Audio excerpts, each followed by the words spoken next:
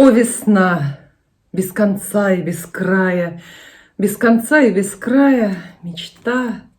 Узнаю тебя, жизнь, принимаю и приветствую звоном щита. Хорошие стихи, вдохновляющие, правда? Я уверена, что их написал Александр Блок, но могу ошибаться, школу-то я давно закончила. И я проводила референдум среди моих зрителей в Телеграме и в Инстаграме, спрашивала представителей каждого знака, какие карты они хотят увидеть для себя вот в этом гадании на апрель. И девы почти единодушно выбрали очень подходящую, кстати, для них колоду. Это колода Таро Кроули, гигантская Кроули. Вы знаете, у меня несколько есть колод Кроули, разные. Есть мини, кстати, совсем вот такие вот микроскопические. Это колода гигантская. Удовлетворим сегодня всех страдающих гигантоманией. Впрочем, за мной тоже такое водится. Люблю все большое. Например, большие города. И вот так вот карты эти выглядят. Ну, все как всегда, не как всегда, только лишь размер. Апрель 2022 необычен тем, что два новолуния нас ждет. Все-таки не часто это бывает. Давайте порадуемся. Ну или наоборот, пальчики скрестим. 1 числа новолуния и 30 числа новолуния. Каждый раз, когда приходит новая луна, родится новое что-то, новая жизнь, новые желания, новые люди. И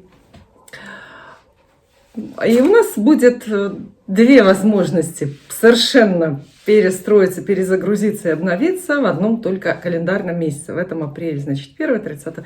Причем 30 апреля новолуние явится к нам с частным солнечным затмением. Частное солнечное затмение в этот раз будет на оси Телец-Скорпион.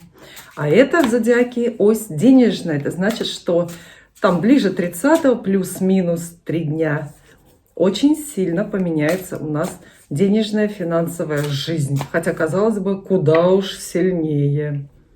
Кажется, что все состоялось, а нет. Впереди еще нечто.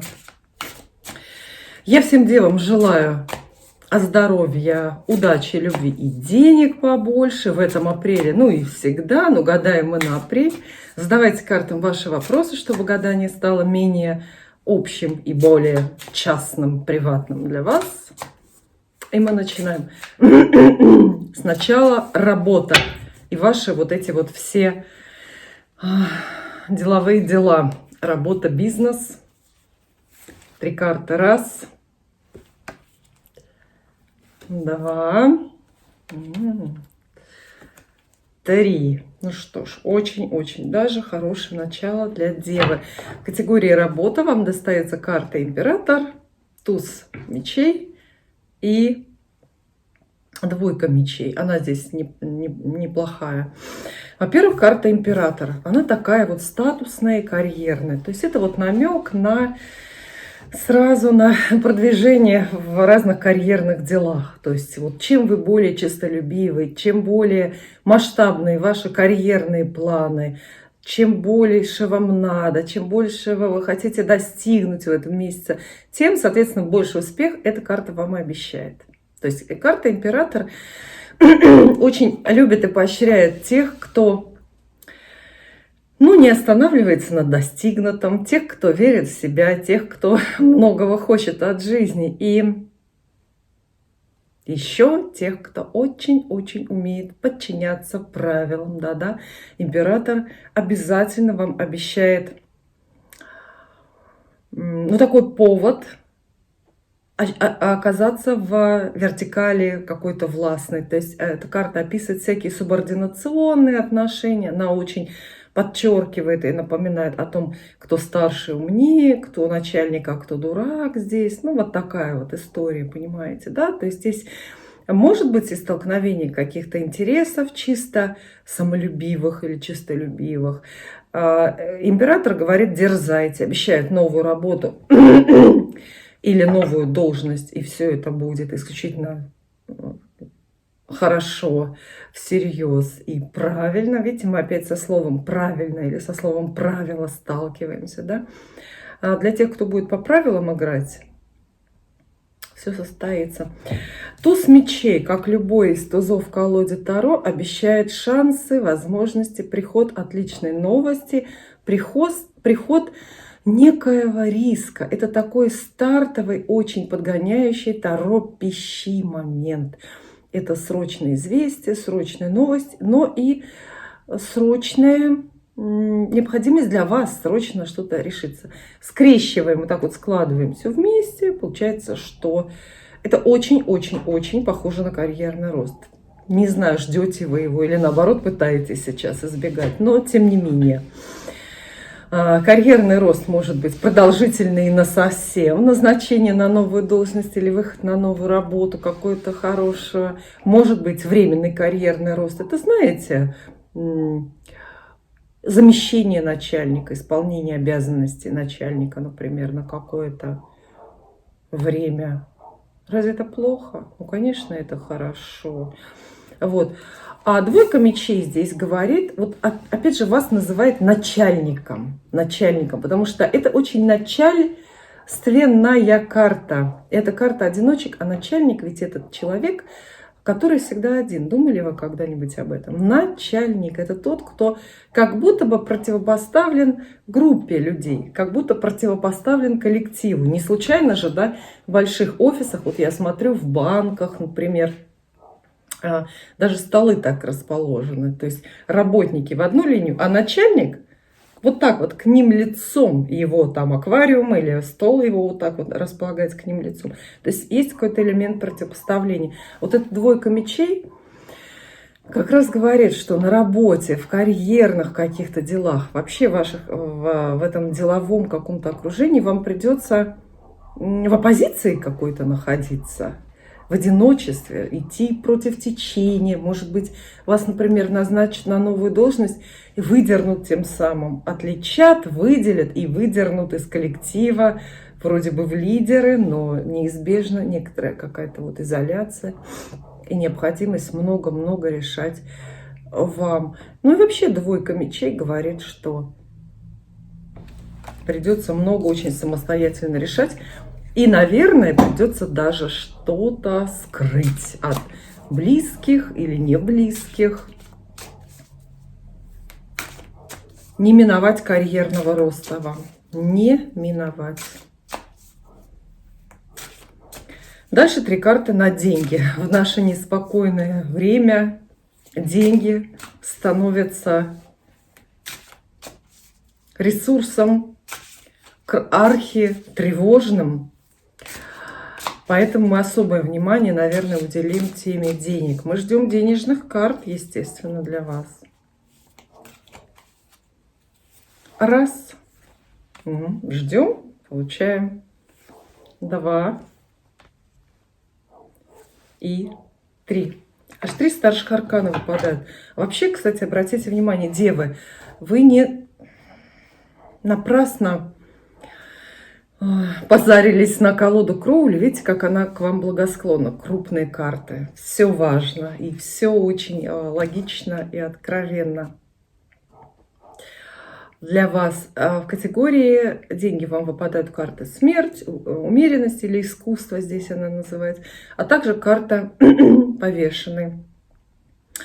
Все становится серьезнее, жертвеннее и больше перемен в деньгах получите, чем вы ждете. Вот строго говоря, именно денежных карт, которые прямо вот описывают суммы, которые в руках и можно потратить, здесь нету. Нет. Карта смерть говорит, что очень ваша денежная финансовая жизнь поменяется. Естественные, предсказуемые перемены здесь идут. Такие, которых вы сами себе, может быть, и нагадали, и наобещали, и к которым стремились. Но в моменте могут восприниматься достаточно неожиданно или болезненно.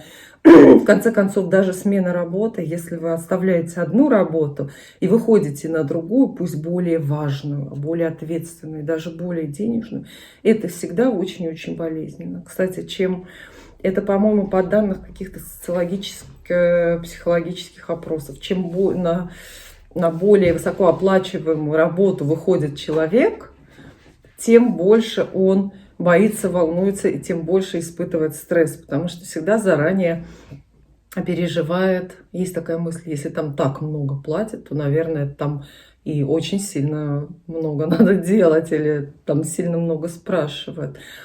А поэтому, видите, карьерные перемены вполне логично влекут у вас денежные перемены.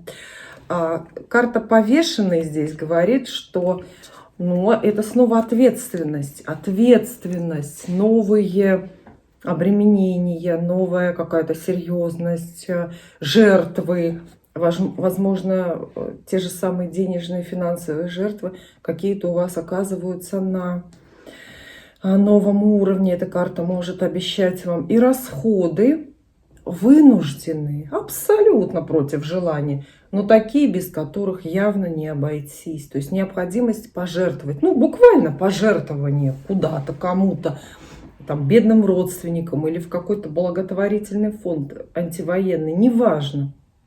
Самое главное, что деньги здесь вместе с этой картой не выглядят легко, и они как будто бы не веселят, и уж тем более не служат роскошествованию, не служат разрисовыванию жизни. То есть это серьезные вложения, даже если это не благотворительные траты, то это инвестиции какие-то очень серьезные, продуманные, неизбежные, явно обременительные, но тем не менее взрослые, скорее всего, с очень хорошим, таким продуктивным будущем. Но это 3 старших аркана. О деньгах придется думать. Особенно берегитесь те, у кого остались, сохранились денежные накопления серьезные. Потому что, знаете, когда денег нет, на них и спроса нет, да? А вот эти крупные карты, они влекут и крупные переживания. То есть здесь речь все-таки о том, что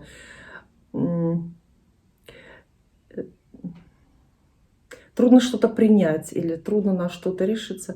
Но к вам спешит карта умеренность или искусство здесь, чтобы уверить, заверить, что все вышеописанное будет долгосрочное и очень-очень к месту. Это начало какого-то денежного или финансового пути. Неважно, о чем идет речь. Это начало будущей вашей хорошей зарплаты, например, на новом месте, зарплата, которую вы будете радостно и очень-очень долго в заявленной валюте получать.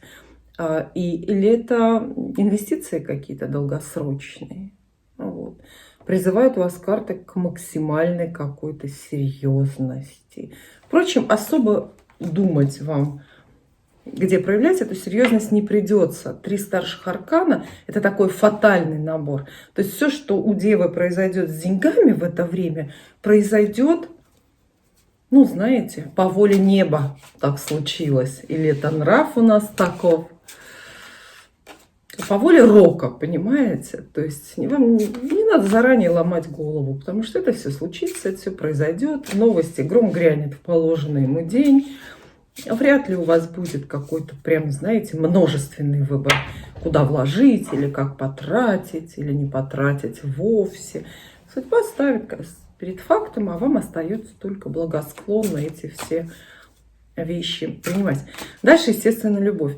Но не буду я лишний раз напоминать вам, что апрель очень романтический месяц, да, потому что в апреле мы снимаем шубы, превращаемся из мешков в пуховичках в там что-то более-менее вменяемое, у кого как получилось, у кого как дела зимой с пончиками обстояли, от этого все зависит, конечно. То есть сильно заметно, что вы пуховик сняли, или все равно, что не снимали. И месяц очень переменный, да, то есть он начинается всегда одним, начинается он как еще зимний, наверное, потому что в первое новолуние, да, 1 числа вы пойдете на работу в шубе, а 30-го еще одно новолуние, в последний день уже пойдете не на работу, а в шортах на пляж. Вот, в этом тоже определенный романтизм, мне кажется, есть. 3 карты на любовь. Задайте картам, пожалуйста, ваш вопрос про то, что интересно вам лично. Что вы хотите? Новое знакомство или продолжение отношений? А может, вы хотите с кем-то помириться, чтобы к вам бывший ваш вернулся? Я этого категорически не советую. Для этого, кстати, смотрите мои программы из цикла «Вопросы и ответы». Мы там частенько затрагиваем тему разных возвращений. И я тоже с удовольствием вам рассказываю, почему этого не надо делать. Всегда очень активно отговариваю. Может, и не всегда. 3 карты на любовь. Дева. На апрель. 1, 2, 3. Ну, такой, я не могу отделаться от чувства, что смотрю на стол через это увеличительное стекло, через какую-то призму. Гигантские такие карты. Я не знаю, вот здесь вот в камеру видно, что они такие большие или нет. Про любовь вам расскажут 5 пентаклей, 4 пентаклей, 6 пентаклей. Логично предположить, да? Карты новые, поэтому они одна за другой идут. Но нас это не смущать не должно. 5 пентаклей. Карта плохая для денег, ее так называют, и очень хорошая для любви.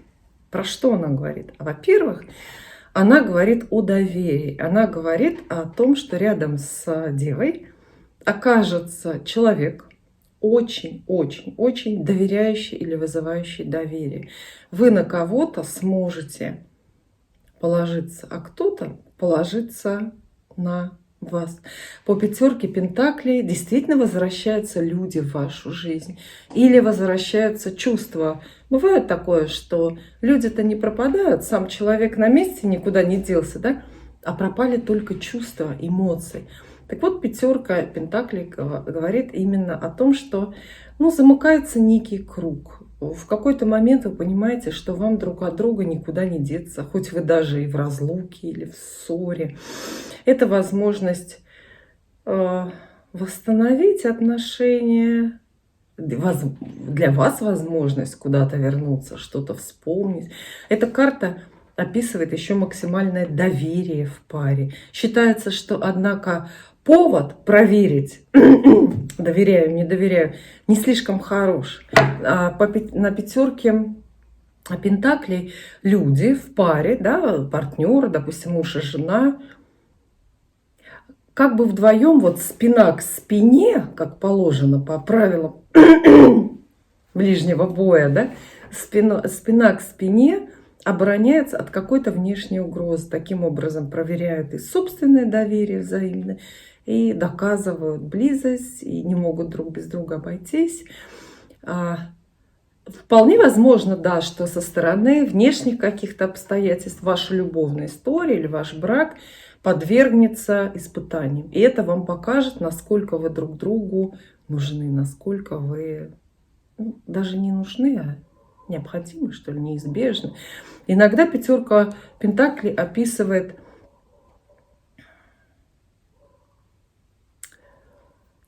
двух людей, которым вместе тошно, а порознь скучно.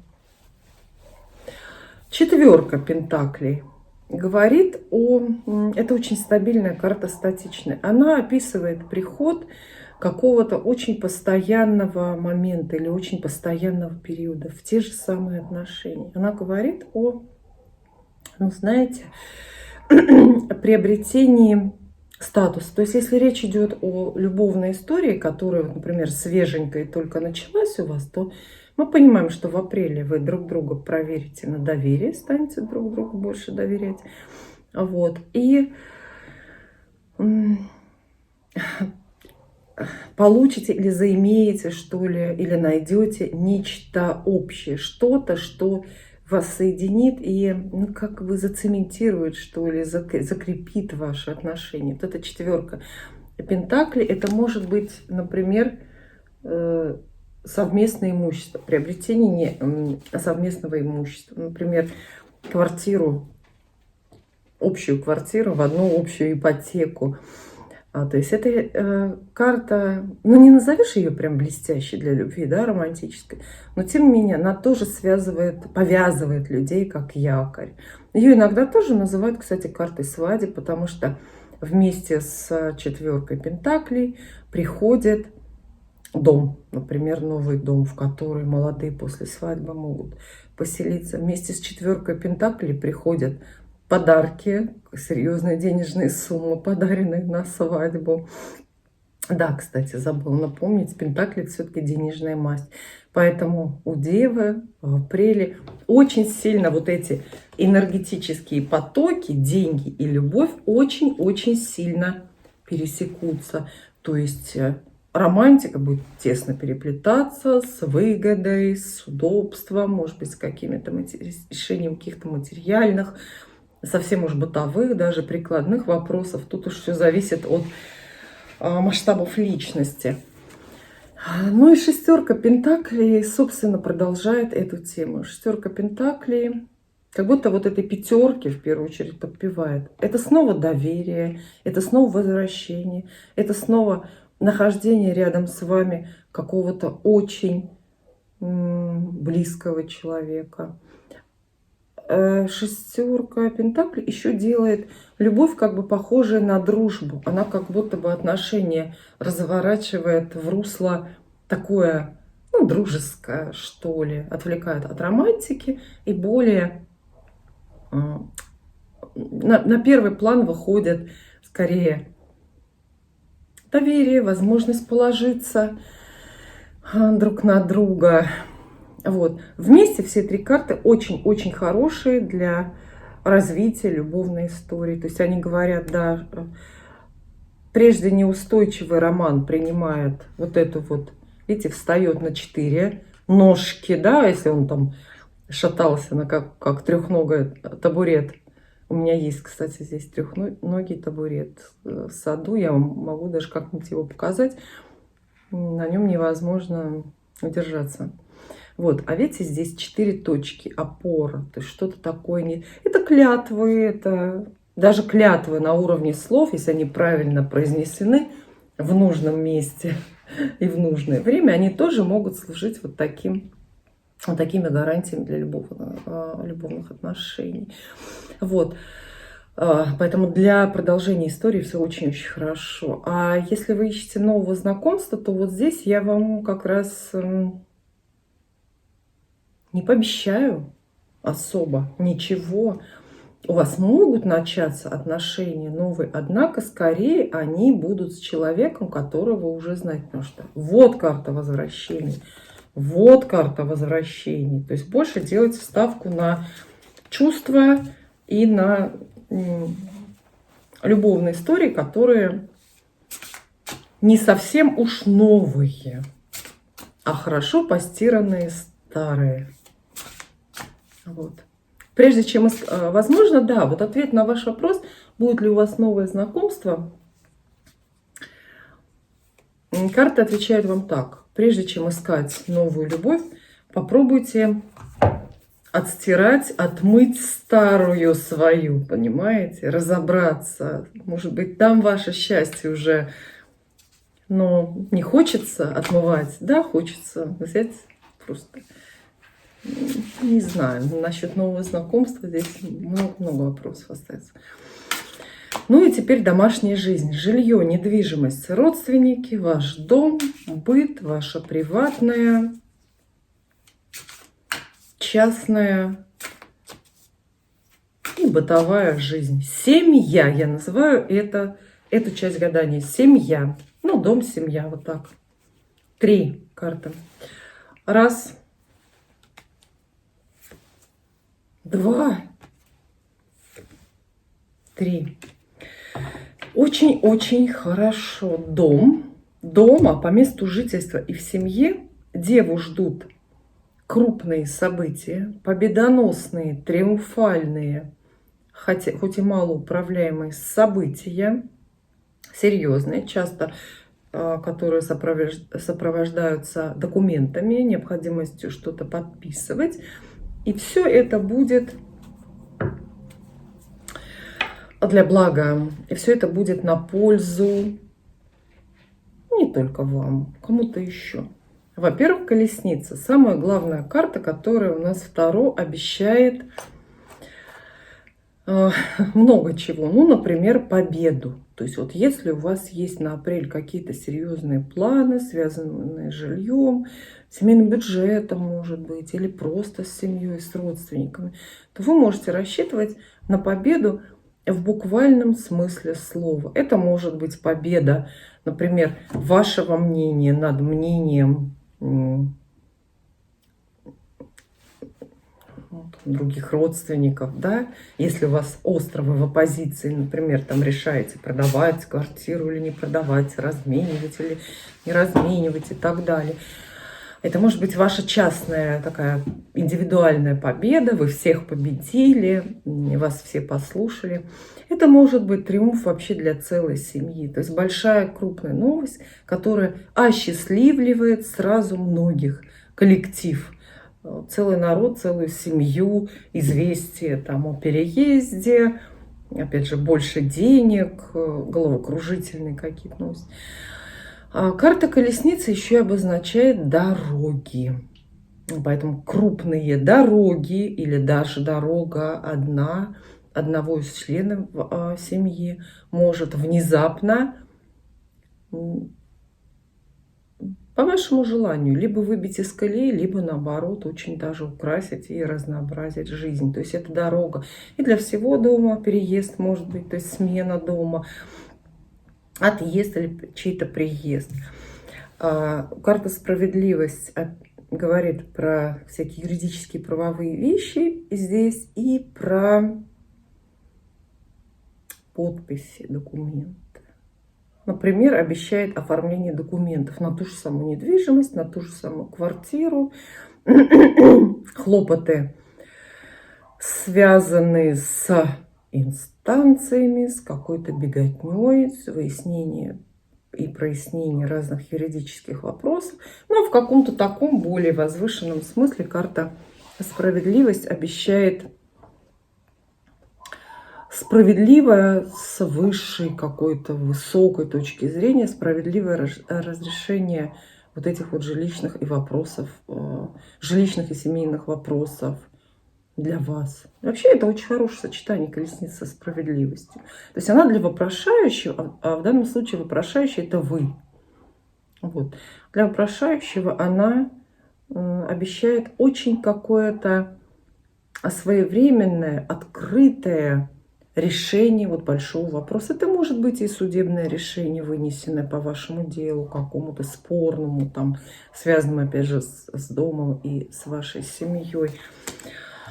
Вот. Ну и двойка кубков, понятно, видите, как она в колоде Кроули подписана же любовь. Она, правда, не всякую любовь описывает, а такую очень своеобразную, но все равно это любовь. Это карта примирений. Наверное, здесь особенно она говорит о примирениях или о присутствии некоего взаимного или парного интереса.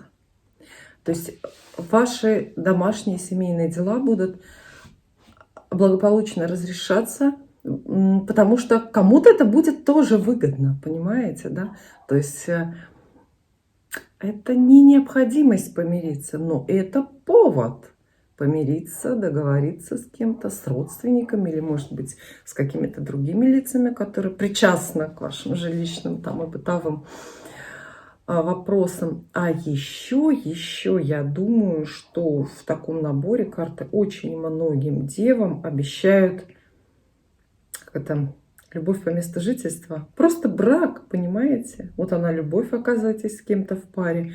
Вот он ваш переезд в общий дом, вы с кем-то съезжаетесь. Ну так логично, обычно люди, когда женятся, они съезжаются под одной крышей. Хотя сейчас практикуется гостевой брак, и я ни на чем не настаиваю.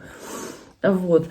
А карта справедливости здесь, собственно, как раз-таки сами эти хлопоты. То есть вот эта история, как с правовой точки зрения это все обставляются. Во всех случаях понятно, что дом и ваши стены будут вашей крепостью, сохранят это значение, эту функцию в апреле точно. Я благодарю, дорогие зрители, за то, что вы посмотрели это видео. Я надеюсь, что вы услышали советы и вдохновляющий прогноз. Я еще раз вам желаю апреля счастливого и такого, легкого, спокойного. И увидимся